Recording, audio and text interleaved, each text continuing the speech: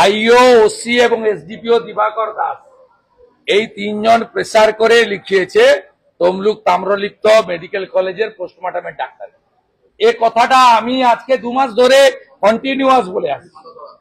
আপনাদেরই কেউ কোনো চ্যানেল তৃণমূলের লোকদের দিয়ে বলাচ্ছে আমি একটা অপঘাতে মৃত্যুকে হত্যা বলে চালাচ্ছি, রাজনীতি করছে। আজকে এটা প্রমাণ হয়ে গেল। বিরোধী দলনেতা যেই থাকুক না কেন এই পোস্টটার গুরুত্ব রয়েছে। আমি যা বলি খোঁজ খবর দায়িত্ব নিয়ে বলি।